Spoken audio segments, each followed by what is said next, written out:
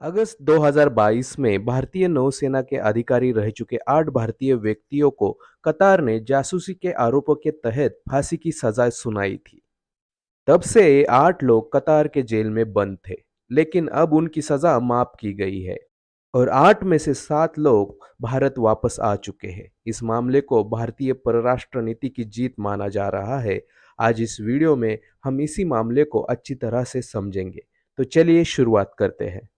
भारतीय परराष्ट्र मंत्रालय ने एक ऑफिशियल स्टेटमेंट जारी करते हुए कहा है कि भारत सरकार उन 8 भारतीय नागरिकों का स्वागत करती है जो दहरा ग्लोबल कंपनी के लिए काम करते थे और जिन्हें कतार में पकड़ा गया था।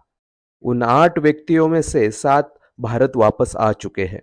दरअसल इन 8 लोगों को जासूसी के आरोप के अंतर्गत पकड़ा गया था, लेकिन उनकी गिरफ्तारी के पीछे की असली वजह पिछले 18 महीनों में कभी भी सामने नहीं आई थी। कतार के कोर्ट ने इन 8 को मृत्युदंड की सजा सुनाई थी और तब से वो जेल में ही थे। पिछले साल उन्हें फांसी की सजा सुनाई गई थी, जिसपे 60 दिनों तक अपील की जानी थी। भारतीय परराष्ट्र मंत्रालय ने 60 दिनों के अंदर इस पर अपील की थी। हमारे यहाँ जैसे राष्ट्रपति को किसी व्यक्ति की सजा माफ करने का अधिकार होता है, वैसे ही कतार में वहाँ के अमीर या हम कह सकते हैं कि राजा को विशेषाधिकार होता है, जिसके तहत वो किसी की सजा पूरी तरह माफ कर सकते हैं।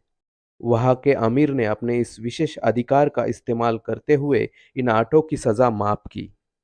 वैसे देखा जाए तो कतार और भारत के बहुत पहले से दोस्ती के संबंध रहे हैं। इन 8 भारतीयों को छुड़ाने के लिए भारत सरकार ने कतार पर दबाव बढ़ाने की तैयारी कर ली थी, जिसमें अमेरिका और रशिया भी शामिल थे। 28 दिसंबर 2023 को वहां के कोर्ट ने इन 8 लोगों की फांसी की सजा खारिज कर उम्र कैद की सजा सुनाई, जिसमें 3 से लेकर 25 सालों तक की सजा शामिल थी। भारत के लिए इन सब की सजा माफ होना बहुत बड़ी पॉलिटिकल जीत है।